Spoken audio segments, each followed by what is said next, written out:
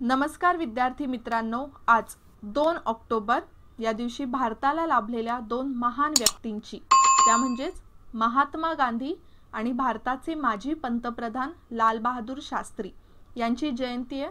तर या दोन्ही महान व्यक्तींना विजनकडून सर्वात पहिल्यांदा आदरांजली।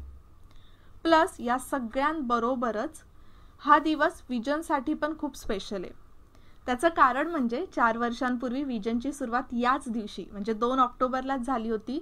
त्यापुढे तुमच्या सगळ्यांच्या चांगल्या सपोर्टमुळे, तुमच्या सगळ्यांच्या प्रेमामुळे विजन आज एकदम सक्सेसफुली 4th बर्थडे सेलिब्रेट करते।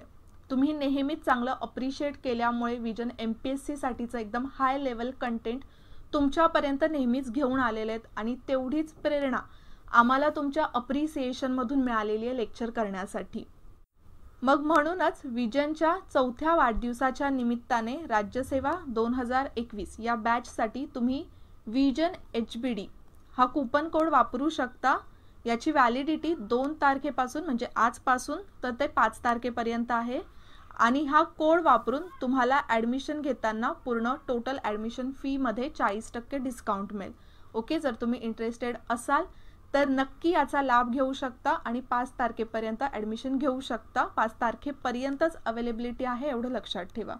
ठीक आहे, सो आज हा दिवस म्हणजे महात्मा गांधी यांची जयंती आहे 151वी। आजच्या दिवशी पूर्ण जगामध्ये अहिंसा दिन म्हणून सुद्धा साजरा केला जातो। 2007 पासून UN ने हा दिवस साजरा करायला सुरुवात केलेली आहे। बघायला गेला तर भारताच्या धार्मिक गोष्टींमधूनच, धर्मांमधूनच अहिंसा जगाला मिळालेला आहे। जसे आपले पूर्वीचे जे वैदिक पिरियड मध्ये असू दे किंवा जैन धर्म असू दे किंवा बौद्ध धर्म असू देत, या सगळ्यांमध्ये आपल्याला अहिंसेची शिकवण ही दिली गेलेलीच आहे, राईट ना। आणि महात्मा गांधी पूर्ण जगापर्यंत अहिंसेला घेऊन गेले आणि म्हणूनच त्यांच्या वाढदिवसाच्या निमित्ताने जागतिक अहिंसा दिन म्हणजेच इंटरनॅशनल नॉन व्हायलन्स डे साजरा केला जातो। लेक्चर परीक्षेसाठी खूपच महत्त्वाचे गांधी युगावर किंवा गांधीजींच्या पूर्ण जीवन प्रवासावर आयोग नेहमीच प्रश्न विचारतं आणि भरपूर वेळा गांधीजींच्या आयुष्यातले असे लहान लहान इन्सिडेंट्स आहेत त्यावर ट्रिकी प्रश्न आयोगाकडून विचारले जातात। मग आज मी पूर्ण प्रयत्न केलाय की हे छोटे छोटे इन्सिडेंट सुद्धा गांधीजींच्या आयुष्यातले आपण या लेक्चरमध्ये कव्हर करायचे। ओके, मग सुरुवातीलाच आपण गांधीजींचा जन्म, त्यांचं बालपण कसं गेलं ते बघायचे। त्यानंतर ते भारतातून शिक्षणासाठी इंग्लंडला गेले, तिथे शिक्षण घेताना त्यांना कोणकोणत्या प्रॉब्लेम्सना फेस करावं लागलं या सगळ्या गोष्टी आपल्याला बघायच्यात। त्यानंतर परत आल्यानंतर भारतात त्यांनी वकिली केली, काही वेळेपुरतीच ही वकिली केली, पण ती वकिली करताना सुद्धा त्यांना काही गोष्टींना फेस करावं लागलं। मग त्या गोष्टी कोणत्या होतात त्या नीट आपण समजून घेणार आहोत। पुढे काही वर्षानंतर ते दक्षिण आफ्रिकेला गेले, काही कामानेच गेले होते। मग तिकडचा त्यांचा अनुभव आणि राष्ट्रीय चळवळीमध्ये किंवा राष्ट्रप्रेम त्यांच्यामध्ये कशा पद्धतीने आलं, सत्याग्रहाच्या वाटेवर ते कसे चालू लागले याचं मूळ साऊथ आफ्रिकेमध्येच त्यांना मिळालं आणि मग पुढे जाऊन भारतात परतल्यानंतर त्यांनी कशा प्रकारे सत्याग्रह केले, कोणकोणते सत्याग्रह केले या सगळ्यांचा आपण टप्प्याटप्प्याने अभ्यास करणार आहोत। इथे ना मी गांधीजींचंच एक कोट घेतलेलं आहे। गांधीजी म्हणतात, be the change that you want to see in the world. म्हणजे जे आपल्याला चेंज, वेगळेपणा जगामध्ये बघायचं आहे, आपण नेहमी इतरांना सांगत असतो ना, हे करा, हे करू नका। ओके, मग या सगळ्या ज्या गोष्टी आहेत त्या त्यांना सांगण्याआधी ते चेंज स्वतःमध्ये घडवून आणा, तरच काही गोष्टी चांगल्या घडू शकतात। उगाचच लोकांना सांगायचं आणि आपल्यामध्ये तो बदल घडवून आपण आणणारच नाही तर त्याचा काही फायदाच होणार नाहीये। सो मी लीना विजन गव्हर्नमेंट जॉबवर आपलं सगळ्यांचं अगदी मनापासून स्वागत करते। आपण आता लगेचच सुरुवात करूया गांधीजींच्या जीवन प्रवासाला। मग गांधीजींचा जन्म झाला 2 ऑक्टोबर 1869 मध्ये गुजरातला पोरबंदर या ठिकाणी। गांधीजींचा जन्म झाला त्यावेळेला त्यांचे वडील करमचंद गांधी हे पोरबंदरचे दिवाण होते, म्हणजे त्यांना प्राईम मिनिस्टर सुद्धा असं आपण म्हणू शकतो पोरबंदरचे। म्हणजेच गांधीजी एकदम चांगल्या खात्या पित्या घरामधून होते, एकदम वेल सेटल्ड असं त्यांचं घराणं होतं। त्यांच्या आईचं नाव होतं पुतळीबाई। पुतळीबाई या करमचंद गांधी यांच्या 4थ्या पत्नी होत्या आणि गांधीजी घरामध्ये सर्वात लहान होते। आता गांधीजींचा म्हणजे लहानपणापासूनच त्यांच्या विचारांवर ना 2 गोष्टींचा प्रभाव खूप जास्त होता.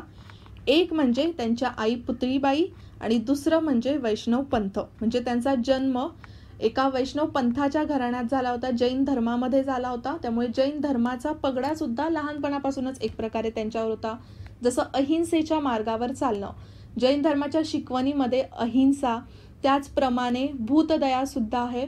जसं आपण प्राणीमात्रांना मारू शकत नाही, त्यामुळे एकदम प्युअर शुद्ध व्हेजिटेरियन, शुद्ध शाकाहारी असे गांधीजी होते.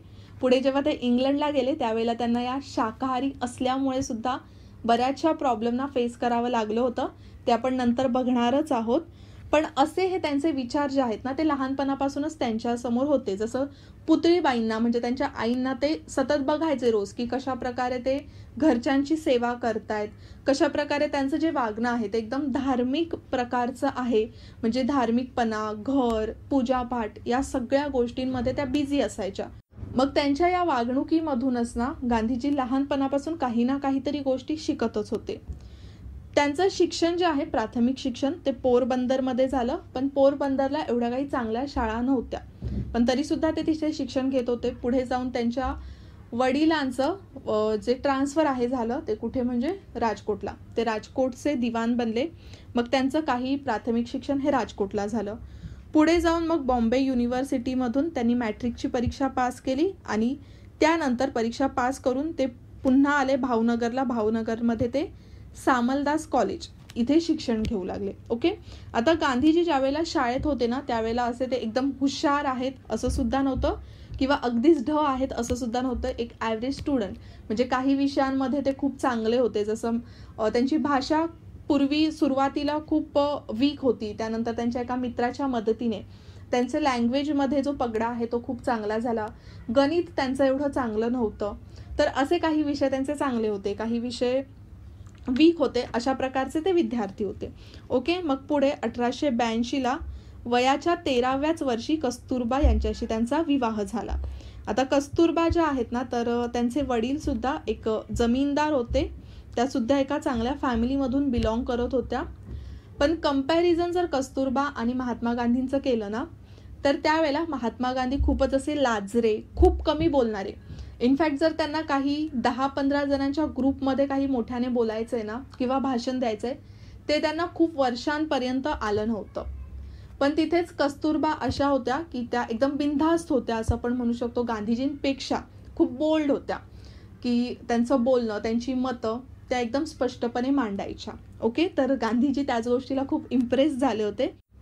मग त्यांनी 1887ला त्यांची मॅट्रिकची परीक्षा जेव्हा मुंबई विद्यापीठातून पास केली ते पुढे भावनगरला गेले.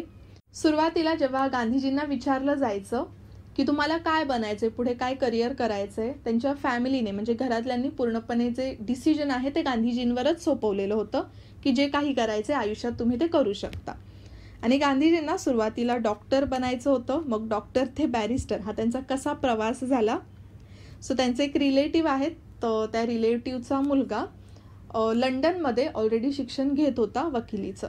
तर ते येऊन म्हणाले की जर तुम्हाला एक हायरेकी जे कुटुंबाचं ट्रेडिशन आहे ते फॉलो करायचं आहे तर तुम्हाला बॅरिस्टर बनावं लागेल. आणि बॅरिस्टर बनण्यासाठी त्यांना कुठे जावं लागणार होतं तर इंग्लंडला. मग त्यांनी इंग्लंडला जाण्याची तयारी केली. गांधीजींना असं वाटलं की जर समाजामध्ये एक नाव कमवायचंय तर त्यावेळेला वकील असणं ही खूप एक मोठी बाब होती आणि त्यातून सुद्धा इंग्लंडवरून वकिली करून येणं तर त्याला सर्वात जास्त सन्मान दिला जायचा आणि तुम्ही म्हणू शकता एक पे स्केल त्यांचा जास्त असायचा. मग त्यामुळे गांधीजींना ती एक चांगली अपॉर्च्युनिटी वाटली. त्यांनी म्हटलं की आता इंग्लंडला जाऊनच तिथेच मी बॅरिस्टरचा म्हणजे बार काउन्सिलचा अभ्यास करेल. पण त्यावेळेला त्यांच्या आई थोड्याशा घाबरल्या. त्या म्हटल्या की लहान आहे घरातला आणि तिकडे पाठवायचं नाही, चुकीच्या गोष्टी करायला लागेल. तर पुतळीबाईंनी सुरुवातीला तर विरोध केला. पण गांधीजींनी काही ना काही करून त्यांना चांगलं मनवलं. पण जाताना पुतळीबाईंनी त्यांच्याकडून एक वचन घेतलं, ते म्हणजे ते कधीच इंग्लंडला जाऊन दारू, स्त्री आणि मांस म्हणजेच वाईन, विमेन आणि नॉनव्हेज या गोष्टींना हात लावणार नाही असं वचन, असं प्रॉमिस त्यांनी गांधीजींकडून घेतलं. आणि तेव्हाच त्यांनी गांधीजींना इंग्लंडला जाण्याची परमिशन दिली. आता घरातून तर परमिशन मिळाली, पण पुढे समाजाचा अगेन त्यांचा समाज एक जैन धर्म होता आणि पूर्वीपासून हिंदू धर्मामध्ये एक मान्यता होती, जसं 7 समुद्रापार जायचं नाहीये, समुद्र ओलांडून आपण दुसऱ्या देशात जाऊ शकत नाही.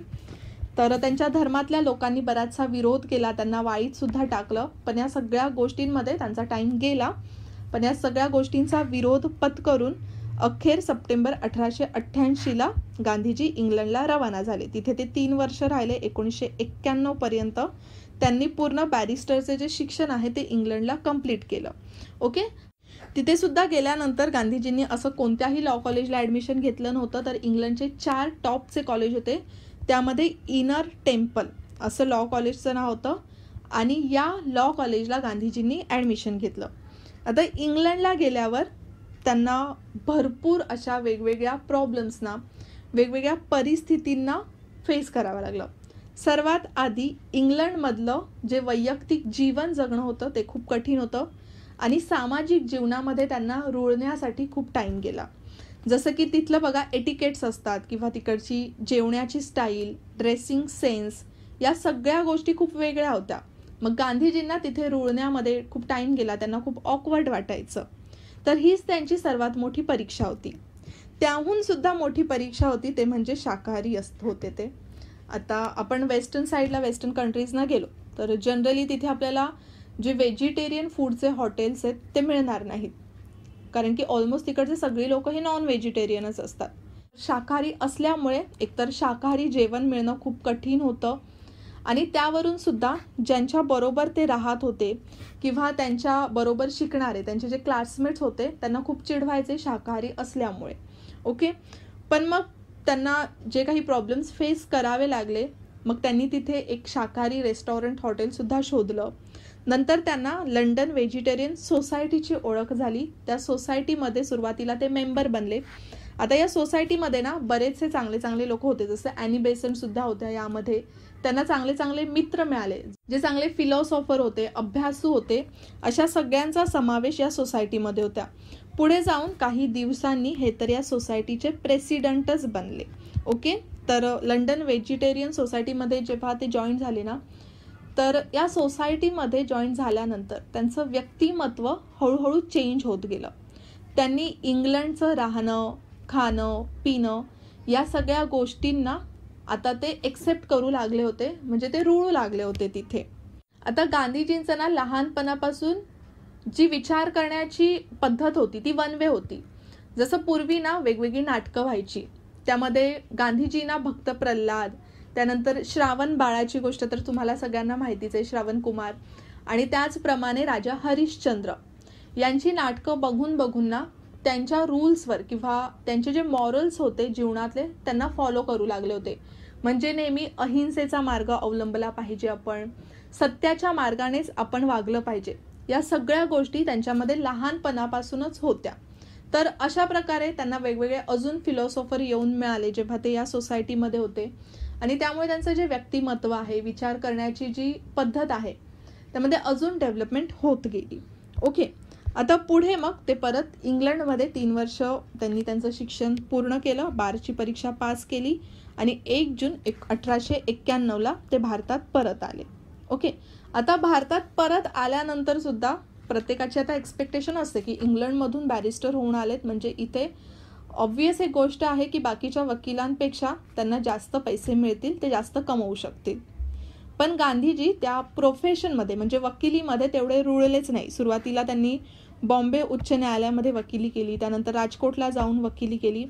त्यामध्ये त्यांना काही एवढं यश मिळालं नाही, म्हणजे वकिलीचं काम त्यांच्याने काही होत नव्हतं. इनफॅक्ट ते कोर्टमध्ये सुद्धा जायचे, जेव्हा प्रॅक्टिस बघायला जायचे, शिकायला जायचे, तर त्यांना तिथे झोप यायची. तर या सगळ्या गोष्टी त्यांनी त्यांच्या ऑटोबायोग्राफीमध्येच लिहून ठेवलेल्या आहेत. पण मग आता 1891 ते 1893 असं 2 वर्षाचा कालखंड गेला. त्यांच्याकडे काही काम नव्हतं, छोटे मोठे कामं ते करत होते, जसं शिक्षकाचं काम करत होते, तसंच वेगवेगळे फॉर्म्स वगैरे लोकांना भरून देणं, जे अशिक्षित होते, ज्यांना जमत नव्हतं, अशी कामं तर ते करतच होते. पण या काळातच त्यांची आर्थिक परिस्थिती खूप बिकट झाली होती. ऑब्व्हियसली एवढा वर्ष आता ते शिकून आले, त्यानंतर त्यांना काही काम नाही आहे, तर परिस्थिती तेवढी बिकट होणारच ना. पण त्यांचे भाऊ होते, मोठा भाऊ, त्यांच्याकडे गांधीजींसाठी एक ऑफर आली. ती ऑफर गांधीजींनी लगेच एक अपॉर्च्युनिटी म्हणून स्वीकार केली आणि लगेचच त्यावर उडी मारली. आता ही ऑफर काय होती, तर दक्षिण आफ्रिकेमध्ये एक भारतातले गुजराती व्यावसायिक होते, गुजरातमधले मुस्लिम व्यावसायिक होते, दादा अब्दुल्ला. आता दादा अब्दुल्ला हे साऊथ आफ्रिकेमध्ये एक बिझनेसमॅन होते. तर तिथे त्यांचा एक पार्टनर होता, तो सुद्धा भारतीयच होता, तो तिथला नव्हता.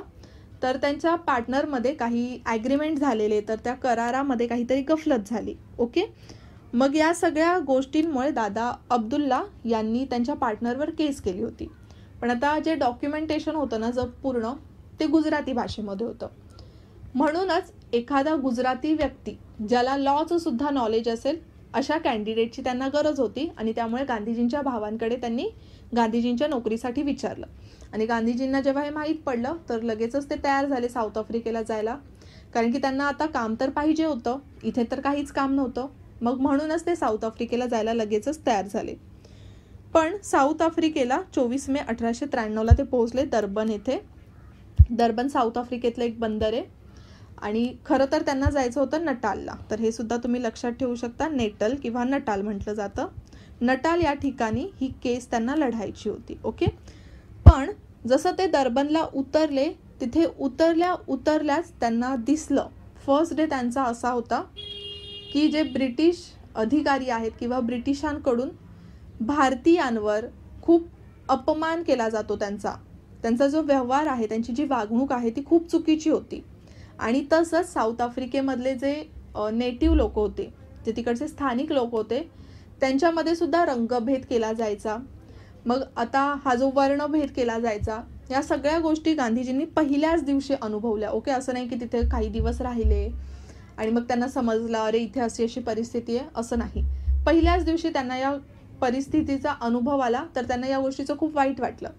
आता गांधीजींना तेव्हा काय वाटलं की मी 1 वर्षासाठी आलोय, 1 वर्षासाठी काम करेल आणि इथून निघून जाईल. कारण की त्यांचं जे करार होता कामाचं, जी केस होती ती 1 वर्षापर्यंतच चालणार होती आणि त्यानंतर त्यांना परत भारतात यायचं होतं.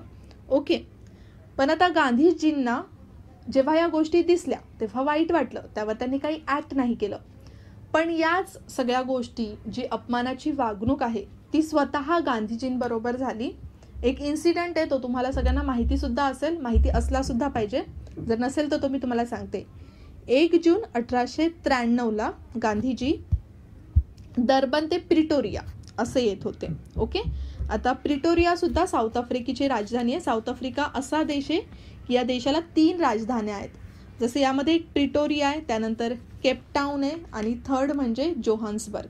तर अशा 3 राजधान्या साऊथ आफ्रिकेच्या आहेत. त्यांना प्रिटोरियाला जायचं होतं. त्यांनी ट्रेनचं फर्स्ट क्लासचं तिकीट काढलं होतं. ओके, आता गांधीजी जेव्हा तिकडे गेले होते ना, तर जे दादा अब्दुल्ला आहेत आणि तसंच त्यांचे मॅनेजर यांनी गांधीजींची पूर्णपणे व्यवस्था केली होती, त्यांची राहण्याची, त्यांची ट्रॅव्हलिंगची सगळी. मग त्यांना दर्बनपासून प्रिटोरियाला जायचं होतं गांधीजींची केस लढण्यासाठी. ओके, त्यांच्याकडे फर्स्ट क्लासची तिकीट होती. ते फर्स्ट क्लासच्या ट्रेनच्या डब्यामध्ये बसले. पण तिथे जेव्हा ते बसले होते तर तिथे काही इंग्रज अधिकारी फर्स्ट क्लासमध्ये होत्या. त्या म्हणायला तर फक्त फर्स्ट क्लासचं तिकीट त्यांच्याकडे होतं, पण तिकीट असून सुद्धा कोणी दुसऱ्या वर्णाचा व्यक्ती म्हणजे ब्राऊन किंवा काळा व्यक्ती त्या डब्यामध्ये बसू शकत नव्हता. फक्त गोऱ्या लोकांनीच फर्स्ट क्लासमध्ये ट्रॅव्हल करायचं असं त्यांचं एक रूलच बनला होता. ओके, म्हणजे कोणाकडे जरी फर्स्ट क्लासची तिकीट असेल तरी त्या डब्यामध्ये तो चढू शकत नव्हता. आणि मग एका ब्रिटिशाने ते नोटीस केलं, TCला सांगितलं, TCने गांधीजींना उतरायला सांगितलं. गांधीजींना काहीच समजलं नाही. जसं नेक्स्ट स्टेशन आलं, ओके, नेक्स्ट स्टेशनला लगेचच गांधीजींना त्यांच्या सामानासकट डब्यातून बाहेर फेकलं गेलं. म्हणजे एवढी अपमानकारक वागणूक गांधीजींना मिळाली. आता ज्या स्टेशनला गांधीजींना फेकलं गेलं ना, त्याचं नाव होतं पीटर मॅरिसबर्ग. ओके, हे नाव सुद्धा लक्षात ठेवू शकता, परीक्षेला विचारलं जाऊ शकतं. जसं कोणत्या स्टेशनवर त्यांना फेकण्यात आलं, ते कुठून ते कुठपर्यंत ट्रॅव्हल करत होते, या सगळ्या गोष्टी होत्या. जसं त्यांना कोणत्या स्टेशनला फेकण्यात आलं तर पीटर मॅरिसबर्ग. त्या स्टेशनला ते पूर्ण रात्रभर थंडीत तिथेच राहिले आणि त्यावेळेला खूप घाबरले होते. आता गांधीजी मी तुम्हाला सुरुवातीला सांगितलं ते खूप शाय होते, म्हणजे लाजऱ्या स्वभावाचे होते, थोडेसे घाबरट होते. त्यांनी कोणाला विचारण्याची हिंमत सुद्धा केली नाही की मला प्रिटोरियाला जायचंय, मी कसं जाणार. ते घाबरले की परत काहीतरी त्यांच्याबरोबर अशा प्रकारची वागणूक होईल की काही. पण तिथे स्टेशनवर असतानाच त्यांनी एक निर्धार केला की आत्ता मी भारतामध्ये पळून जाणार नाही. त्यांच्या मनामध्ये तो विचार सुद्धा आला की मी भारतात रिटर्न जातो म्हणून. पण ते काय म्हटले की ज्या कामासाठी मी आलोय, ज्या केससाठी मी आलोय, ती केस मी पूर्ण लढणार आणि त्यानंतरच मी भारतात जाणार. म्हणजे जे काम करायला आलोय ते काम पूर्ण करूनच मी रिटर्न जाणार. त्यांनी दादा अब्दुल्लाला एक पटापट तार पाठवली. त्यानंतर दादा अब्दुल्ला आणि त्यांचे मॅनेजर होते शेख अब्दुल्ला हाजी. तर या दोघांनी मिळून गांधीजींना प्रिटोरियापर्यंत कसं तरी पोहोचवलं. पण आता ते जेव्हा केस लढायला गेले, त्या केसमध्ये दादा अब्दुल्ला यांना यश मिळालं, त्यांच्या पार्टनरची हार झाली. तर या सगळ्या गोष्टींना दादा अब्दुल्ला एकदम खुश झाले.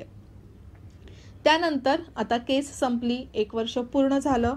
1894ला भारतात परतण्याची तयारी गांधीजींनी केली. म्हणजे त्यांना आता परत भारतात परतायचं होतं. पण परतण्याच्या वेळी दादा अब्दुल्ला यांनीच त्यांच्यासाठी एक फेअरवेल पार्टी ऑर्गनाईज केली. ओके, म्हणजे त्यांच्यासाठी एक निरोप समारंभ ऑर्गनाईज केला गांधीजींसाठी. या समारंभामध्ये बरेचसे जे स्थानिक बिझनेसमॅन आहेत, ओके, जे स्थानिक व्यापारी होते भारतीय, ओके, भारतीय पण साऊथ आफ्रिकेमध्ये स्थायिक झालेले असे व्यापारी सगळे गांधीजींच्या निरोप समारंभाला आले होते. आणि तो निरोप समारंभ चालू असतानाच गांधीजींकडे एक लेटर देण्यात आलं होतं. त्या लेटरचं नाव होतं इंडियन फ्रँचायझी. आता या इंडियन फ्रँचायझीमध्ये काय होतं तर त्यामध्ये असं होतं की स्थानिक भारतीयांना, म्हणजे जे स्थानिक भारतीय आहेत साऊथ आफ्रिकेचे, त्यांचा आता मतदानाचा हक्कच काढून टाकण्यात येणारे असं एक विधेयक पास केलं जाणार होतं. मग आता इथे एक प्रकारे अन्यायच होतोय स्थानिक साऊथ आफ्रिकेमध्ये राहणाऱ्या भारतीयांविरोधात. ओके, मग गांधीजींना हे समजलं. गांधीजी म्हणाले की या विरोधात तुम्ही काही ना काहीतरी केलं पाहिजे, असा अपमान सहन न करता काही ना काहीतरी केलं पाहिजे. मग तिकडच्या लोकांनी गांधीजींनाच रिक्वेस्ट केली की तुम्ही आता जाऊ नका, तुम्ही इथेच थांबा, आपण काहीतरी करू. मग गांधीजी अगदी त्यांच्या निरोप समारंभापर्यंत पोहोचले होते. म्हणजे निरोप समारंभामध्येच त्यांनी डिसाईड केलं की साऊथ आफ्रिकेमध्ये थांबून आपण काहीतरी कामगिरी केलीच पाहिजे. ओके, गांधीजींचं ना एक कोट आहे, ते तुम्ही लक्षात ठेवू शकता. ते काय म्हणतात तर be the change that you want to see in the world. आता गांधीजी असं का म्हणतायत की जे आपण जगाला करायला सांगतो ना, आपण नेहमी म्हणतो ना कोणा समोरच्या व्यक्तीला की असं काहीतरी कर, असं काहीतरी करू नको, हे चुकीचं आहे, हे बरोबर आहे. पण ते इतरांना सांगण्यापेक्षा आपणच केलं पाहिजे, आपणच आपल्यामध्ये बदल घडवला पाहिजे, तरच जगामध्ये बदल घडेल. तर याच मार्गावर ते चालले, ते थांबले आणि ते म्हटले की आपणच यामध्ये काहीतरी करू. थांबल्यानंतर गांधीजींचा आता इथे अन्यायात विरोधात पहिला लढा सुरू झाला. त्यांनी या विधेयकाविरोधात एक याचिका दाखल केली. याचिका दाखल केल्यानंतर विधेयकावर स्टे सुद्धा आणण्यात आलं. पण या याचिकेचा तेवढा काही फायदा झाला नाही, विधेयक थांबवू शकलं नाही. विधेयक तर संसदेमध्ये पार झालं. पण या विधेयकामध्ये जेवढे लोक साऊथ आफ्रिकेमधले किंवा नटालमध्ये, आता त्यावेळेला गांधीजी कुठे होते तर नटालला होते, तर नटालमधले सगळे लोक एकत्रित आले, गांधीजींच्या बाजूने उभे राहिले. तर एक असतं ना की गांधीजी सगळ्यांमध्ये एक उत्साह निर्माण झाला की आपण या ब्रिटिश सरकारच्या विरोधात काहीतरी करू शकतो. आता इथे ब्रिटिश सरकार का होतं, कारण की त्यावेळेला साऊथ आफ्रिका सुद्धा ब्रिटिशांची वसाहत होती. जेव्हा आपण अभ्यास करतो ना इतिहासाचा, तर एक गोष्ट आपल्याला लक्षात असलीच पाहिजे की ब्रिटिशांनी 64 पेक्षा जास्त राष्ट्रांवर राज्य केलेलं आहे. म्हणजे त्यांची वसाहत 64 पेक्षा जास्त राष्ट्रांवर होती आणि त्यामुळेच ना ब्रिटनला ग्रेट ब्रिटन म्हणून म्हटलं जातं. ओके, आणि यातूनच मग आता नटालमधले लोक एकत्र आले, त्यांच्या बैठका होऊ लागल्या, आपण पुढे काय केलं पाहिजे, यावर काय मार्ग असेल यावर डिस्कशन होऊ लागलं. आणि एका महिन्यामध्येच एक त्यांनी रिप्रेझेंटेशन तयार केलं आणि त्यावर 10,000 सिग्नेचर घेऊन, म्हणजे 10,000 लोकांचं सिग्नेचर घेऊन ते लॉर्ड रिपनला पाठवण्यात आलं की लॉर्ड रिपन भारतातून काहीतरी मदत करेल साऊथ आफ्रिकेच्या भारतीयांवर. म्हणजे साऊथ आफ्रिकेमधून जे ब्रिटिशांवर अन्याय केला जातोय त्या ब्रिटिशांवर काहीतरी लगाम येईल किंवा काहीतरी नोटीस पाठवली जाईल. पण तसं काही होणं शक्य नव्हतं. पण ठीक आहे, पुढे जाऊन मग 22 ऑगस्ट 1894ला नेटल इंडियन काँग्रेसची स्थापना गांधीजींनी केली. ओके, म्हणजेच गांधीजींबरोबर अजून काहीतरी सहकारी एकत्र आले आणि त्यांनी नटल इंडियन काँग्रेसची स्थापना केली. आता यावर प्रश्न विचारला जातो की कोणत्या संस्थेची स्थापना गांधीजींनी साऊथ आफ्रिकेमध्ये केलेली, तर नेटल इंडियन काँग्रेसची. कधी केलेली? 22 ऑगस्ट 1894ला. त्याचप्रमाणे गांधीजींना 1903 मध्ये इंडियन ओपिनियन या नावाचं एक साप्ताहिक वृत्तपत्र सुद्धा सुरू केलेलं. या इंडियन ओपिनियनमधून ते बऱ्याचशा गोष्टी मांडायच्या की साऊथ आफ्रिकेमध्ये कसा अन्याय आहे, कसा वर्णभेद आहे, आणि त्यामुळेच मग आता हळूहळू गांधीजींची जी प्रसिद्धी आहे ना ती भारतापर्यंत सुद्धा पोहोचली होती. ओके, मग आता प्रेसमध्ये बरेचसे पत्र त्यांना येऊ लागले, भरपूर नेत्यांचं समर्थन त्यांना मिळू लागलं. त्याचप्रमाणे गांधीजींनी 1904 मध्ये फिनिक्स फार्मची सुद्धा स्थापना केलेली. मग तिथे कोणताही व्यक्ती येऊन फिनिक्स फार्ममध्ये काम करू शकत होता. ओके, तसंच 1906 मध्ये कालिनबाग यांच्यासोबत त्यांनी टॉलस्टॉय फार्मची सुद्धा स्थापना केलेली. आता टॉलस्टॉय फार्म का महत्त्वाचं आहे, कारण की अजून सुद्धा हे फार्म तिथे आहे आणि या फार्मला आता गांधी आश्रम म्हणून ओळखलं जातं.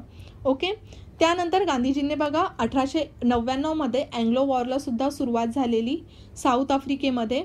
तर त्यावेळेला गांधीजींनी एक ॲम्ब्युलन्स कोर स्थापन केलं होतं, काहीतरी 1000 भारतीयांना घेऊन, की या वॉरमध्ये ते त्यांना मदत करू शकतील. म्हणजेच काय की जे स्थानिक भारतीय आहेत ना त्यांचा प्रशासनामध्ये किंवा इतर गोष्टींमध्ये जास्तीत जास्त सहभाग वाढावा, त्यांना काहीतरी महत्त्व प्राप्त व्हावं ना, त्यासाठी ते प्रयत्न करत होते. तसंच झुलू हे जे स्थानिक आफ्रिकी होते त्यांच्या आंदोलनामध्ये सुद्धा त्यांनी सहकार्य केलेलं. म्हणजे झुलू आंदोलन जेव्हा तिथे झालेलं, जेव्हा झुलू विद्रोह झाला होता तेव्हा ब्रिटिशांनी त्यांना खूप मारलं होतं. मग जे जखमी झालेले झुलू स्थानिक होते त्यांच्यावर उपचार करण्याचं काम गांधीजींकडून केलं जात होतं. मग त्यासाठीच गांधीजींना अजून महत्त्व प्राप्त झालं साऊथ आफ्रिकेमध्ये. ओके, मग आता एक महत्त्वाची घटना घडली, ते म्हणजे एक ॲक्ट आला साऊथ आफ्रिकेत, ते म्हणजेच एशियाटिक रजिस्ट्रेशन ॲक्ट. या एशियाटिक रजिस्ट्रेशन ॲक्टला ब्लॅक ॲक्ट सुद्धा म्हटलं जातं. या ॲक्टनुसार काय होतं, तर हा ॲक्ट आलेला ट्रान्सवाल सरकारने काढलेला साऊथ आफ्रिकेमध्येच. तर या ॲक्टमध्ये काय होतं की प्रत्येक काळ्या माणसाने, म्हणजे प्रत्येक जो भारतीय माणूस असेल त्याने आपल्या बोटाचे ठसे सरकारकडे दिले पाहिजेत. म्हणजे एक रजिस्ट्रेशन करण्यात यावं आणि त्या रजिस्ट्रेशनचं जे काही तुमच्याकडे कागदपत्र असतील ते प्रत्येक वेळेला कुठेही गेलात तर ब्रिटिश अधिकारी तुम्हाला विचारेल आणि ब्रिटिश अधिकाऱ्याने विचारलं तर ते पंजीकरण किंवा जे रजिस्ट्रेशनचं कागद आहे ते तुम्हाला दाखवावं लागेल. आणि हे फक्त कोणासाठी होतं, तर भारतीयांसाठी करण्यात आलेलं. मग हा तर एक अपमानच झाला ना भारतीयांचा, ते तर तिकडचे स्थानिक रहिवासी होते. जर ब्रिटिशांना अशा कोणत्याच प्रकारचा ॲक्ट नाहीये, असं कोणत्या प्रकारचं ऑर्डिनन्स आलं नाहीये, मग स्थानिक भारतीयांसाठी तरी का? मग हा अपमान सहन झाला नाही आणि हे कुठे करण्यात आलेलं, तर ट्रान्सवालमध्ये. आणि एवढंच नाही तर भारतीयांवर वेगवेगळे टॅक्सेस, खूप मोठमोठे टॅक्सेस, कर सुद्धा लादले जात होते. आणि म्हणूनच 1906 मध्ये गांधीजींनी सत्याग्रहाचा पहिल्यांदा वापर केला. खरं तर तेव्हा त्याला सत्याग्रह नाही तर कायदेभंग चळवळ असं म्हटलं गेलं, पण सत्याग्रहाच्याच मार्गाचा त्यांनी वापर केला. आणि असं नाहीये की काही दिवसांपूर्वीच ही चळवळ सुरू होती. 1906 पासून तर ते 1913 पर्यंत असं टोटल तब्बल 8 वर्ष ही चळवळ, सत्याग्रहाचं जी चळवळ आहे ती साऊथ आफ्रिकेमध्ये ट्रान्सवाल येथे सुरू होती. ओके, आणि या दरम्यान त्यांना 2-3 वेळा तुरुंगात सुद्धा जावं लागलेलं, काही 2 महिन्यांसाठी, कधी 3 महिन्यांसाठी. एकदा 1908 मध्ये त्यांना जेलमध्ये टाकण्यात आलं, त्यानंतर 1909 मध्ये त्यांना जेलमध्ये टाकण्यात आलं आणि तब्बल 1913ला 8 वर्षानंतर आफ्रिकेमध्ये यश आलं, त्यांना सरकार नमलं. म्हणजेच त्यांच्यावर हे जे एशियाटिक रजिस्ट्रेशन ॲक्ट होता तो रद्द करण्यात आला. जे मोठे मोठे टॅक्सेस लावले जात होते भारतीयांवर ते रद्द करण्यात आले. पण हे यश गांधीजींना कधी मिळालं? 8 वर्षानंतर मिळालं. मग आता 1913ला गांधीजींचं तिथलं जे तुम्ही म्हणू शकता एक पर्पज होतं राहण्याचं, ते कुठेतरी कंप्लीट झालं. म्हणजे गांधीजी फक्त एका वर्षासाठी राहायला गेलेले साऊथ आफ्रिकेत, ते तब्बल 21 वर्ष राहिले आणि परत भारतात आले. मग परत भारतात येण्यासाठी ते 1914ला निघाले. 1914 मध्ये आधी ते इंग्लंडला गेले. इंग्लंडमधून मग ते 9 जानेवारी 1915ला भारतामध्ये परतले. 9 जानेवारीला आपण एक डे सुद्धा साजरा करतो. कोणता दिवस म्हणून साजरा केला जातो ते मला कमेंट सेक्शनमध्ये सांगा. खूप महत्त्वाचा दिवस आहे, आयोगाने या आधी सुद्धा परीक्षेला विचारलेला आहे. ओके, आता जेव्हा ते भारतात आले तर ते गोपाळकृष्ण गोखले यांना त्यांचे गुरु मानायचे. पण सुरुवातीला गोपाळकृष्ण गोखले यांनीच त्यांना सांगितलं की तुम्ही इथे आला आहात तर डिरेक्टली भारताच्या राजकारणामध्ये घुसू नका. त्यांनी त्यांना एक सल्ला दिला की आधी तुम्ही भारताच्या गावागावांमध्ये फिरा, इकडचं कल्चर समजा, लोकांना काय पाहिजे, भारताची परिस्थिती कशी आहे ती नीट समजून घ्या. आणि म्हणूनच गोखल्यांच्या सल्ल्यानुसार त्यांनी भारत भ्रमंती सुरू केली आणि भारताच्या वेगवेगळ्या भागांमध्ये जाऊन ते लोकांना भेट देऊ लागले. ओके. आणि याच दरम्यान 1916 मध्ये त्यांच्यासमोर एक गोष्ट आली, ते म्हणजे भारतातील मजुरांना मुदत बंदीचा करार करून फिजी बेटामध्ये गोऱ्या मळेवाल्यांच्या शेतावर घेऊन जायचं आणि त्यांना तिकडे गुलामाप्रमाणे वागणूक दिली जायची. तर हे गांधीजींनी नोटीस केलं आणि 1916 मध्ये गांधीजींनी ब्रिटिशांना मागणी केली, हे करार आहेत ना ते मोडून टाका. आता जेव्हा कराराने घेतले जायचे ना तेव्हा तर उलट ब्रिटिश सरकारनेच मान्यता दिलेली या मळेवाल्यांना की तुम्ही 5 वर्षापर्यंत हा करार वाढवू शकता. मग ब्रिटिश सरकार पुढेच काय यांची मागणी करणार. पण तरी सुद्धा गांधीजींनी मागणी केली, जर मागणी मान्य नाही झाली तर मी सत्याग्रह करेन असं त्यांनी म्हटलं.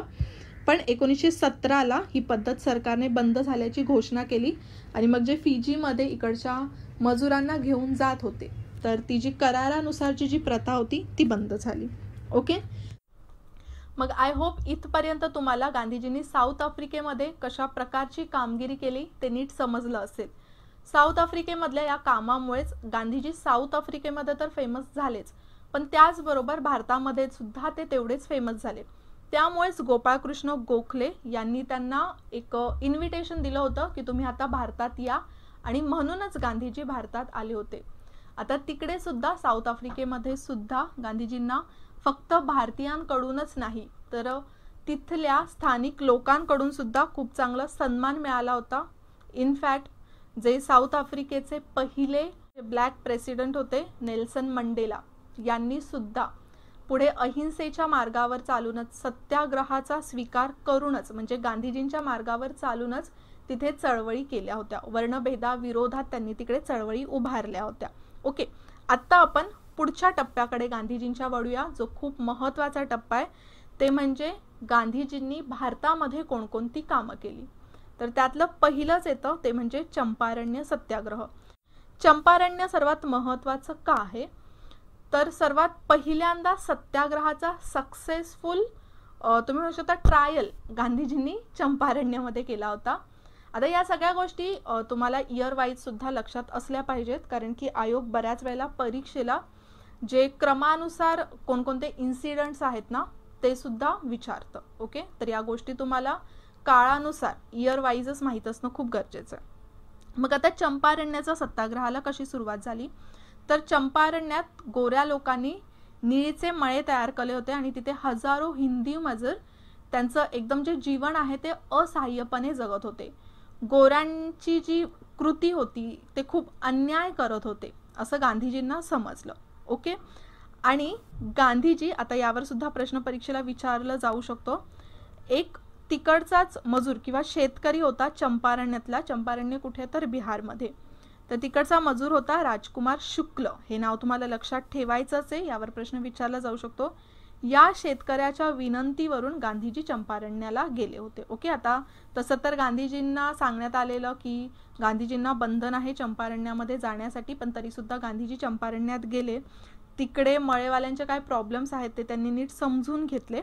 आता खरं तर मळेवाल्यांवर अन्याय कसं करत होते ब्रिटिश तिथे, तर महत्त्वाच्या 2-3 गोष्टी होत्या त्याच्यात. एक म्हणजे ब्रिटिश काय करायचे, जे तिकडचे शेतकरी आहेत, जर आपण बेसिकली बिहारमध्ये बघितलं किंवा चंपारण्यामध्ये बघितलं तर गहू किंवा ज्वारी हे उत्पन्न घेतले जात होते.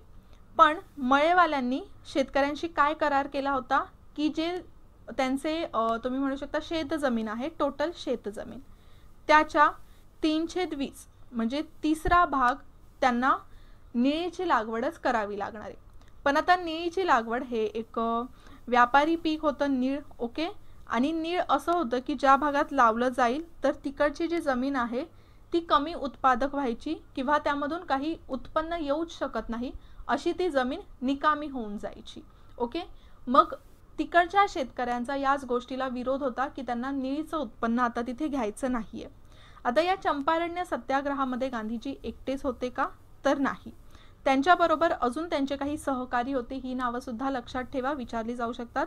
राजेंद्र प्रसाद, JB कृपलानी, मजरुल हक, महादेव देसाई आणि नरहरी पारेख. तर हे काही सहकारी त्यांच्याबरोबर चंपारण्याला गेले होते. आता इथे निळीचं उत्पन्न घेणं हे शेतकऱ्यांसाठी तर सांगितलेलं की तुम्ही घेतलंच पाहिजे, पण शेतकऱ्यांचं असं म्हणणं होतं की आम्ही निळीचं उत्पन्न घेणार नाही, एकतर जमीन जी आहे ती यामुळे निकामी होते, प्लस ब्रिटिशांनी अजून काय आणलं, या मळेवाल्यांनी अजून काही रूल आणला की तुम्ही जमिनीवर निळीचं उत्पन्न घेणं बंद करू शकता, पण त्यासाठी तुम्हाला वेगळे वेगळे टॅक्सेस भरावे लागतील. जसं तुम्हाला बंद करायचंय, उत्पन्न घेणं कमी करायचंय, या सगळ्या गोष्टी मिळून टोटल 46 कर शेतकऱ्यांवर लावले गेले. या विरोधातच शेतकऱ्यांमध्ये संताप निर्माण झाला आणि जसं गांधीजी तिकडे गेले, चंपारण्यात गेले, त्यांनी सभा बोलवली, त्यांचं बोलणं झालं, मग गांधीजींनी तिथे सत्याग्रह केला. हा पहिलाच भारतातला सत्याग्रह होता, हे लक्षात ठेवा, परीक्षेला विचारलं जातं. गांधीजींचा भारतातला पहिला सत्याग्रह कोणता होता, तर चंपारण्य सत्याग्रह. मग तिथे सत्याग्रहानंतर सरकारने चंपारण्य प्रश्न सोडवण्यासाठी एका आयोगाची स्थापना केली, त्यामध्ये गांधीजींना सुद्धा सदस्य बनवलं. आता गांधीजींनी जे भरपूर पैसा जो शेतकऱ्यांकडून घेतला जातो टॅक्सेसच्या स्वरूपात किंवा वेगवेगळ्या स्वरूपांमध्ये, तो परत करा शेतकऱ्यांना असं सांगितलं आणि निळीचं जे उत्पन्न आहे, उत्पादन आहे, ते बंद करा, ती शेती बंद करा असं त्यांनी त्या आयोगामध्ये मांडलं. सगळ्या काही त्यांच्या मागण्या मान्य झाल्या नाहीत, तरी सुद्धा हा सत्याग्रह यशस्वी ठरला, कारण की मळेवाल्यांनी 25% रक्कम शेतकऱ्यांना परत केली. जेवढे सगळे मळेवाले होते त्या सगळ्यांनी शेतकऱ्यांना 25% रक्कम परत करण्याची मान्यता दिली. म्हणजेच महात्मा गांधींचा भारतातला पहिला सत्याग्रह एकदम यशस्वी झाला. ओके. आणि तसंच महात्मा गांधीजींवर या दरम्यान एक खटला सुद्धा भरण्यात आला होता, कारण की त्यांना चंपारण्यमध्ये जाण्यासाठी बंदी घालण्यात आली होती, तरी सुद्धा गांधीजी गेले, पण त्या खटल्यामध्ये सुद्धा गांधीजी जिंकले. तर चंपारण्य सत्याग्रह ओव्हरऑल एक यशस्वी सत्याग्रह म्हणून समोर आला. त्यानंतर लगेचच अहमदाबाद मिल कामगारांचे आंदोलन झालं, म्हणजे जे कापड गिरणी कामगार होते त्यांचं आंदोलन झालं. आता बेसिकली हे आंदोलन कशा संबंधात होते, तर तिकडे जे सगळे कामगार कामासाठी होते त्या कामगारांना त्यांची पगार वाढ पाहिजे होती, म्हणजे पगार वाढून पाहिजे होते, प्लस सर्वात महत्त्वाचं होतं ते म्हणजे प्लेग बोनस. आता अहमदाबादमध्ये यापूर्वीच काही दिवसांआधीच प्लेगची साथ आली होती, तर गिरणी कामगारांच्या मालकांकडून त्यांना प्लेग बोनस दिलं जात होतं, पण हे प्लेग बोनस अचानक लगेचच बंद करण्यात आलं आणि हे प्लेग बोनस आता या कामगारांना पाहिजे होतं आणि म्हणूनच त्यांनी आंदोलनाला सुरुवात केली होती. ओके. मग जसं गांधीजींना समजलं असं काही आंदोलन होतंय आणि गिरणी कामगारांवर अत्याचार केला जातोय, त्यांचं शोषण केलं जातंय, तसं ते अहमदाबादला गेले आणि त्यांनी तिथे पहिल्यांदा उपोषणाचा प्रयोग केला. आता गांधीजींनी भरपूर वेळा पुढे जाऊन उपोषण केलेलं आहे. पहिल्यांदा त्यांनी उपोषण कधी केलं होतं, तर अहमदाबाद आंदोलनामध्ये. ओके. आणि मग या उपोषणानंतरच त्यांच्याबरोबर अनेक जण उपोषणाला बसले होते. यामध्ये ना एक छोटीशी स्टोरी सुद्धा आहे. गांधीजींचे एक चांगले मित्र सुद्धा होते, जे या मिल च्या मालकांमधून होते, म्हणजे गिरणी मालकांमधून होते. त्यांचं नाव होतं अंबालाल साराभाई, हे तुम्ही लक्षात ठेवू शकता, अंबालाल साराभाई. तसं आता हे मित्र होते, तरी सुद्धा गांधीजी यांच्या विरोधात उपोषणाला बसले. पण गांधीजींबरोबर यांची एक बहीण होती, अनुसुईया बहीण किंवा अनुसुईया बहन, आता तिथे बहन म्हटलं जातं, ठीक आहे. अनुसुईया बहन ही सुद्धा गांधीजींबरोबर उपोषणाला त्यांच्या भावाच्याच विरोधात बसली होती, त्यामुळे ही घटना खूप महत्त्वाची आहे.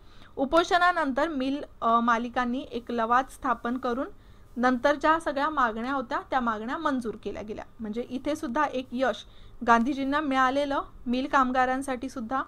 त्यानंतर 1918 मध्ये झाला खेडा सत्याग्रह. आता मिल कामगारांचं जे आंदोलन आहे ते सुद्धा 1918 मधलंच आहे आणि खेडा सत्याग्रह सुद्धा 1918 मधलंच आहे. आता जनरली ब्रिटिश सरकारचा एक नियम होता, जर समजा उत्पन्न जे आहे, जे शेतीचं उत्पादन आहे, जे एखाद्या वर्षाला 25% जर कमी झालं तर त्यावेळेला जो शेतसारा आहे तो गोळा केला जाणार नाही. आणि त्या वर्षी दुष्काळाने ऑलरेडी 25%हून उत्पन्न मिळालं होतं, तरी सुद्धा जी सारा आहे त्याच्यावर तहकुबी काही सरकारने आणली नाही. खेड्यामधून हा सारा, आता खेडा सुद्धा गुजरातमधलंच एक गाव होतं, तर खेडामधून हा जो सारा आहे, दुष्काळ होतं, शेतकऱ्यांचं उत्पादन सुद्धा कमी होतं, तरी हा सारा गोळा केला जात होता. मग तिकडचे शेतकरी होते खेडामधले मोहनलाल पंड्या आणि शंकरलाल पारेख, या दोघांच्या विनंतीवरून गांधीजी खेडा इथे गेले. आता ही नावं सुद्धा तुम्हाला लक्षात ठेवायचीच आहेत. मग गांधीजी तिकडे गेले आणि तिकडच्या शेतकऱ्यांना सांगितलं की सरकारच्या या दडपशाहीला अहिंसात्मक मार्गाने तुम्ही मागे करू शकता. तुम्ही अहिंसात्मक मार्गाने चळवळ सुरू करा, शेतसारा देऊ नका, कारण की आता उत्पादनच नाहीये, तर हा लगान, हा सारा भरणार कुठून, मग साराच पूर्णपणे बंद करून टाका, असं गांधीजींना सांगितलं. आणि गांधीजींना यात सुद्धा यश आलं.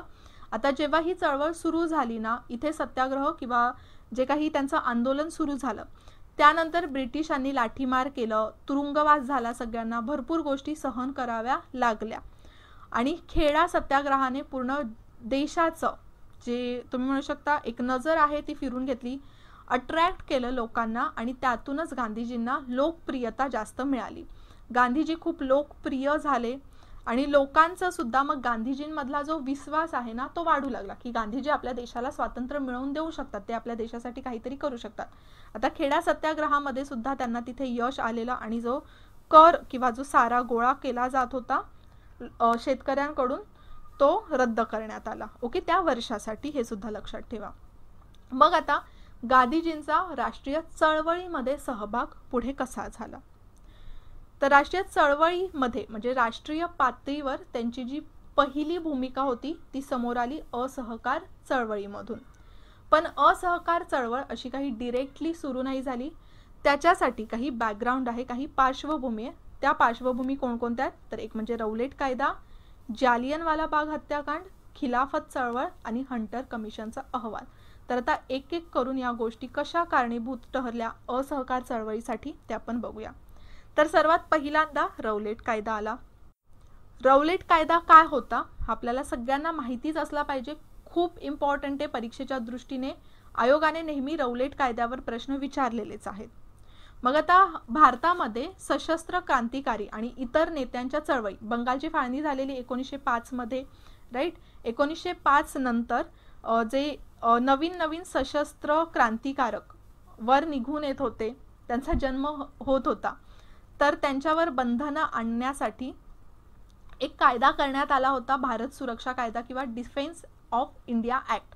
या कायद्याने या सशस्त्र दलांवर बंधनं आणली जात होती किंवा त्यांना जेलमध्ये डिरेक्टली तुरुंगात टाकलं जात होतं. पण आता पहिलं महायुद्ध संपलं. गांधीजी काय म्हणाले, 1914 ते 1919 पर्यंत पहिलं महायुद्ध सुरू होतं आणि त्यामध्ये इंग्लंड पूर्णपणे गुंतलं गेलं होतं, म्हणजे इंग्लंड थोडंसं वीक झालं होतं. तर गांधीजींचं सुरुवातीला असं म्हणणं होतं, म्हणजे गांधीजींचा पूर्ण विश्वास होता ब्रिटिशांच्या न्यायबुद्धीवर. ही तर पहिली गोष्ट आहे. म्हणजे गांधीजींचा ब्रिटिशांना पूर्णपणे विरोध नव्हता. त्यांना असं वाटत होतं की ब्रिटिश आपल्या भारतामध्ये एक चांगल्या प्रकारे सत्ता प्रस्थापित करू शकते आणि सगळ्यांना न्याय देऊ शकते.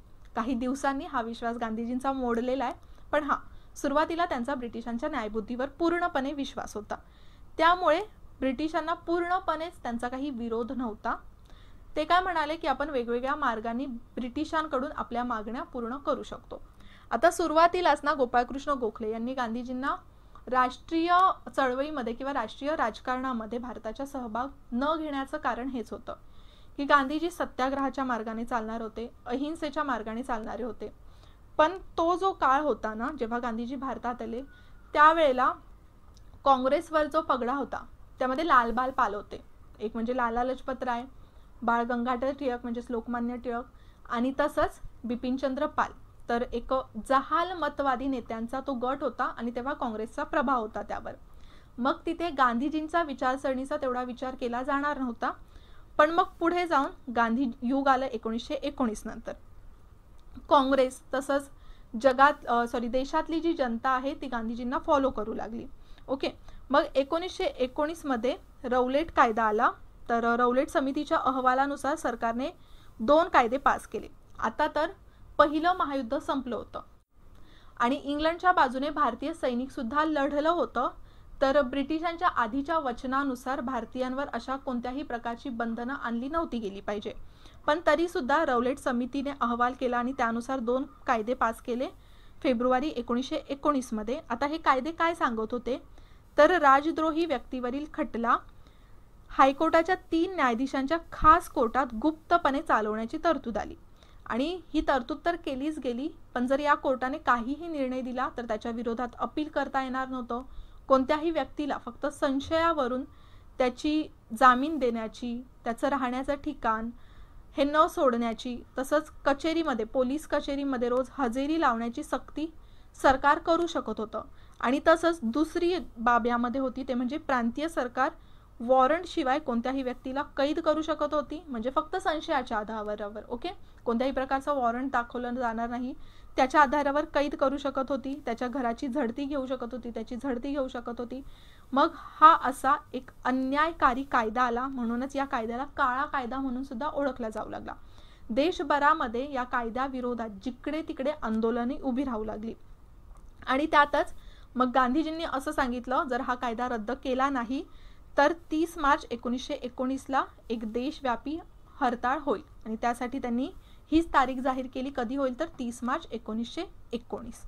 ओके, मग आता नंतर तर पुढे जाऊन 30 मार्च 1919 ही जी तारीख आहे ती काही कारणांनी पुढे ढकलली गेली. ती झाली 6 एप्रिल 1919. तर ही गोष्ट सुद्धा लक्षात ठेवू शकता तुम्ही.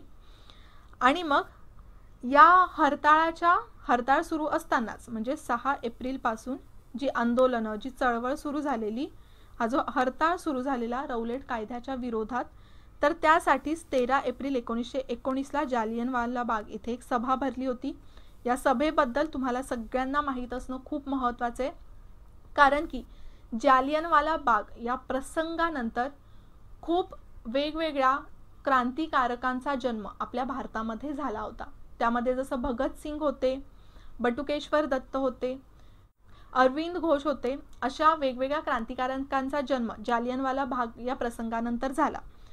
आणि जसं जालियनवाला बाग सभा भरली होती, तर ही एक नॉर्मल सभा भरवण्यात आली होती रौलेट कायद्याविरोधात. तसंच त्या दिवशी बैसाखीचा सण सुद्धा होता आणि तिथे 20,000 लोक जमले होते. या 20,000 लोकांवर जनरल डायरने सभा चालू असतानाच गोळीबार सुरू केला. आणि तो गोळीबार त्याने तेव्हाच थांबवला ज्या वेळेला त्याच्याकडचं जे सगळं दारुगोळा होता ना ते संपलं त्याच्यानंतर. आणि यामध्ये बरेचसा लोकांचा मृत्यू झाला. त्यावेळी पंजाबचे गव्हर्नर होते सर मायकल ऑडवायर. या ऑडवायरने तर जनरल डायरने जे काही केलं ना त्याची खूप चांगली प्रशंसा केली. मग ही तर एक चुकीची बाब होती. आणि ज्या वेळेला अशी घटना घडली त्यावेळेला गांधीजींचा इंग्रजांच्या न्यायबुद्धीवरचाच विश्वास पूर्णपणे नष्ट झाला. भारतामधले ज्या नेत्यांचा विश्वास होता की ब्रिटिश सरकार भारताला एका चांगल्या स्थानावर जाऊन पोहोचवेल, अन्याय दूर करेल, तो विश्वासच पूर्णपणे उडाला. आणि 28 एप्रिल 1919 रोजी मग ही जी चळवळ आहे ती पूर्णपणे तहकूब करण्यात आली. आता ही चळवळ तहकूब करण्याचं एक कारण होतं, ते म्हणजे जालियनवाला बाग जे हत्याकांड झालं ते. त्याचप्रमाणे 6 एप्रिलला जेव्हा अहमदाबाद वगैरे ठिकाणी काही हरताळ करण्यात आलं तर तिथे हिंसक दंगली सुद्धा झाल्या. मग गांधीजी त्यावेळेला असं वाटलं गांधीजींना की मी खूप मोठी चूक केली, कारण की सत्याग्रहाचं ट्रेनिंग तर कोणालाच नव्हतं. सत्याग्रह कसं असलं पाहिजे हेच माहिती नव्हतं कोणाला. त्यामुळे सत्याग्रहाने एक वेगळंच रूप धारण केलं आणि म्हणूनच गांधीजींनी ही जी चळवळ आहे ती 18 एप्रिल 1919ला बंद करून टाकली.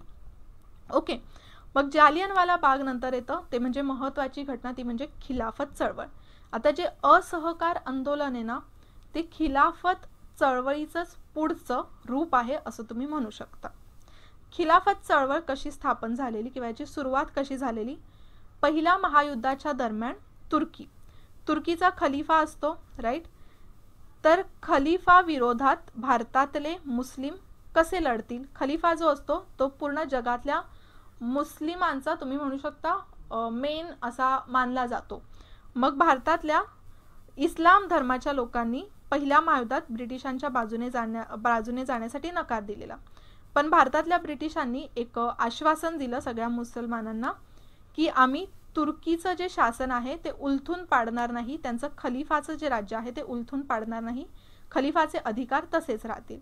मग या आश्वासनावरच सगळे इंग्रजांच्या बाजूने लढायला गेले होते. पण तो आश्वासन किंवा ते वचन ब्रिटिशांनी पाळलं नाही. जसं पहिलं महायुद्ध संपलं तसं मित्र राष्ट्रांनी किंवा दोस्त राष्ट्र आपण त्यांना म्हणतो, दोस्त राष्ट्रांनी इराक आणि म्हणजे तुर्कीचं विभाजन केलं, इराक असं विभाजन केलं आणि आपापसामध्ये काही प्रदेश वाटून घेतलं, म्हणजेच खलिफाचं अस्तित्व आहे ते पूर्णपणे नष्टच केलं. मग याच्या विरोधातच खिलाफत पक्ष स्थापन करण्यात आलं अली बंधूंकडून, मोहम्मद अली आणि शौकत अली. नोव्हेंबर 1919 मध्ये या दोघांकडून, हे नाव तुम्ही लक्षात ठेवू शकता, अली ब्रदर्स म्हणून ओळखलं जातं. मोहम्मद अली आणि शौकत अली यांनी खिलाफत पक्षाची स्थापना केली आणि ते महात्मा गांधींकडे गेले की आपण खिलाफत चळवळीची सुरुवात केली पाहिजे. महात्मा गांधींचं ना राष्ट्रीय चळवळीतलं एक महत्त्वाचं उद्दिष्ट होतं ते म्हणजे मुस्लिम हिंदू बंधुता. ओके, म्हणजे जी काही लढाई असेल ती दोघांनी मिळून एकत्रित मिळूनच केली पाहिजे. कोणत्याही धर्माचा व्यक्ती असो त्यांच्यासाठी ही लढाई ही राष्ट्राचीच लढाई असली पाहिजे असं त्यांचं म्हणणं होतं आणि त्यामुळेच त्यांनी खिलाफत चळवळीला पाठिंबा दिला. मग महात्मा गांधीजींच्या नेतृत्वाखाली पूर्ण राष्ट्रसभेने या चळवळीला पाठिंबा दिला, कारण की त्यांना योग्य वाटलं, ब्रिटिशांनी त्यांच्या वचनाचं पालन केलं नव्हतं, तर ही चळवळ योग्यच आहे असं ते म्हणाले. मग नोव्हेंबर 1919 मध्ये आता या गोष्टीने महात्मा गांधीजींवर खिलाफत पक्षाची जी लोक होती, सदस्य होते, ते खूप खुश झाले आणि त्यांनी डिरेक्टली काय केलं तर नोव्हेंबर 1919 मध्ये दिल्लीला जी अखिल भारतीय खिलाफत परिषद झाली ना त्याचे अध्यक्ष म्हणून गांधीजींची निवड केली. आता यावर सुद्धा प्रश्न विचारला जातो, ऑलरेडी आयोगाने विचारलाय, तर हे तुम्ही लक्षात ठेवू शकता. ओके, आणि त्यानंतर मग राष्ट्रसभेचं जे 1919 मध्ये अमृतसर अधिवेशन भरलं, त्या अधिवेशनामध्ये खिलाफत चळवळ सुरू करण्याचा निर्णय घेण्यात आला. आता खिलाफत चळवळ सुरू करण्याचा जेव्हा निर्णय घेण्यात आला तेव्हा हिंदू आणि मुसलमान हे सगळे नेते यांचं एक शिष्टमंडळ सरकारकडे पाठवण्यात आलं की जो खलिफा आहे त्याचे अधिकार त्याला मिळावेत, म्हणजे खलिफाच्या अधिकारासाठी हे आंदोलन सुरू झालेलं, ही चळवळ सुरू झालेली. पण सरकारने काही ऐकलं नाही. त्यांचे जे सगळं प्रयत्न होते महात्मा गांधीजींचे, खिलाफत पक्षाचे, खिलाफत चळवळीचे, ते सगळे अपयशी ठरले. पण ही खिलाफत चळवळ ना तशी सुद्धा अपयशी ठरलीच पूर्णपणे, कारण की जे तुर्कीमधले, तुर्कस्तानातले लोक होते ना त्यांनीच खलिफाची सत्ता उलथून टाकली होती. मग आता खिलाफत चळवळीला तसाही काही अर्थ राहिला नव्हता. मग आता अली बंधूंकडे किंवा खिलाफत चळवळीला फक्त एकच मार्ग राहिला होता, ते म्हणजे असहकाराचा. तर हे एक कारण होतं, खिलाफत चळवळीमधूनच पुढे असहकार चळवळीला मार्ग मिळालेला असं आपण म्हणू शकतो. ठीक आहे, त्यानंतर हंटर कमिशनचा अहवाल सुद्धा असहकार चळवळीचं एक कारण होतं. ते कसं काय, आता पंजाबमध्ये जे काही अत्याचार झाले होते, जालियनवाला बाग होता किंवा इतर ठिकाणी सुद्धा ज्या काही कत्तली झाल्या होत्या ज्या ब्रिटिश अधिकाऱ्यांकडून करण्यात आलेल्या, त्याच्यासाठी एक हंटर कमिशनची स्थापना करण्यात आलेली. पण हंटर कमिशनचा जे अहवाल आला तो पूर्ण एकतर्फी अहवाल होता. 28 मेला त्यांचा अहवाल सादर झाला. त्यामध्ये फक्त काय करण्यात आलं की जनरल डायरला, म्हणजे काही अशी कठोर शिक्षा नाही झाली, फक्त पदावरून दूर करण्यात आलं. गव्हर्नर म्हणजे जो ओडवायर होता आणि सरकार यांना पूर्णपणे दोषमुक्त केलं. म्हणजे या अहवालामध्ये तसंही काहीच नव्हतं, म्हणजे एवढं दुष्कृत्य केलं, त्याच्यासाठी शिक्षा काय मिळाली तर फक्त पदावरून दूर करण्यात आलं. मग याचाच एक राग सगळ्यांच्या मनात होता, गांधीजींना सुद्धा याचं वाईट वाटलं आणि त्यातूनच आली पुढे निघून असहकार चळवळ. आता इथे जनरल ओडवायर आहे ना, याचा खून कोणी केलाय याचा आन्सर मला कमेंटमध्ये द्या. कोणत्या क्रांतिकारकाने जनरल ओडवायरचा खून केलेला आहे, खूप महत्त्वाचं आहे, परीक्षेला सुद्धा विचारलं जाऊ शकतं. मग आता असहकार चळवळीला कशी सुरुवात झाली तर मग आता या सगळ्या गोष्टी तर घडल्या. मग सप्टेंबर 1920 मध्ये कलकत्त्यात भरलेल्या राष्ट्रसभेमध्ये असहकाराचा ठराव मंजूर करण्यात आला. आता या असहकाराच्या ठरावाला म्हणजे गांधीजींचा जो मार्ग होता तो अजून सुद्धा काँग्रेसमधल्या बऱ्याचशा सदस्यांना मान्य नव्हता. जसं त्यामध्ये CR दास होते, ॲनी बेसंट होत्या, या बऱ्याचशा नेत्यांना हा अहवाल मान्य नव्हता. पण तरी सुद्धा हा ठराव मंजूर करण्यात आला असहकार आंदोलनाचा आणि 1 ऑगस्ट 1920 पासून असहकार चळवळीला सुरुवात झाली. आता या ठरावामध्ये कोणकोणत्या गोष्टी मान्य करण्यात आल्या होत्या त्या खूप महत्त्वाच्या आहेत. गांधीजी इथे सत्याग्रह शब्दाचा अर्थ काय सांगतात तर सत्यासाठी केलेलं अहिंसात्मक घाट, म्हणजे सत्यासाठी केलेलं अहिंसात्मक असं काहीतरी काम ज्याच्याने विरोधीमध्ये सुद्धा सकारात्मक बदल घडून येईल. ओके, म्हणजे एका गालावर मारलं तर आपल्याला दुसरा गाल पुढे करायचंय असं त्यांचं म्हणणं होतं. असं सुद्धा म्हटलं जातं, जंग तो खुद ही एक मसला है, जंग मसलों का हल क्या बनेगी. म्हणजेच दंगली करणं, युद्ध करणं ह्या स्वतःमध्येच एक प्रॉब्लेम्स आहेत, तर त्याचा उपाय दंगलींमधून वगैरे कसा मिळेल, तर आपल्याला शांततेच्या मार्गानेच जायचंय. त्यासाठीच मग गांधीजींनी असहकार चळवळीमध्ये कोणकोणत्या गोष्टी समोर ठेवल्या. एक म्हणजे ज्या काही पदव्या आहेत त्या पदव्यांचा त्याग करायचा, स्थानिक स्वराज्य संस्थांमधील जागांचा त्याग करायचा आणि पदव्यांच्या त्यागामध्येच गांधीजींना जे केसरे हिंद ही पदवी देण्यात आली होती, या पदवीचा त्याग गांधीजींनी केलेला. त्याचप्रमाणे सरकारी समारंभावर बहिष्कार टाकायचा, राष्ट्रीय शाळा आणि महाविद्यालय स्थापन करायची. म्हणजेच काय, राष्ट्रीय शाळांमध्ये जायचे नाही, जे काही नॅशनल स्कूल्स असतील तिथे जायचे नाही, आपणच शिक्षण घ्यायचं. आणि यातूनच बघा त्यावेळेला म्हणजे असहकार चळवळीच्या दरम्यानच बऱ्याचशा विद्यापीठांची स्थापना झाली होती. जसं त्यामध्ये काशी विद्यापीठ आहे, बिहार विद्यापीठ, गुजरात विद्यापीठ, जामिया मिलिया इस्लामिक युनिव्हर्सिटी, या सगळ्यांची स्थापना असहकार चळवळी दरम्यानच झाली होती. त्याचप्रमाणे सरकारी न्यायालयावर बहिष्कार घालावा, स्वतःचे लवाद स्थापन करून न्याय देण्याचा प्रयत्न करायचा, कायदे मंडळाच्या निवडणुकांवर बहिष्कार टाकावा, मतदान करायचं नाही, ब्रिटिश मालावर बहिष्कार टाकायचा, त्या ब्रिटिश माल जे आहे त्यांची होळी करून जाळायची. तर असे बरेचसे जे मोटिव्स आहेत किंवा उद्दिष्ट समोर ठेवण्यात आली आणि यावरच बेस्ड पूर्ण असहकार चळवळ होती. ओके, आता असहकार चळवळ तर योग्य रीतीने चालूच होती.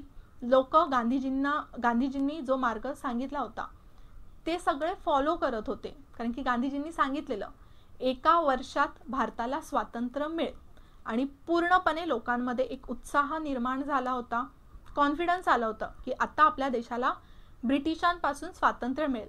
पण गांधीजींना फक्त स्वातंत्र्य नाही तर स्वराज्य पाहिजे होतं, स्वतःचं राज्य पाहिजे होतं.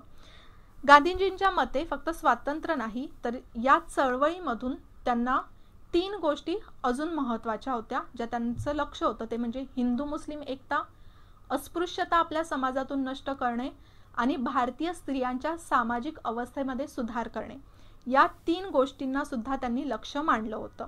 ओके, आणि ही जी चळवळ आहे ती यशस्वी होणारच होती असं तुम्ही म्हणू शकता.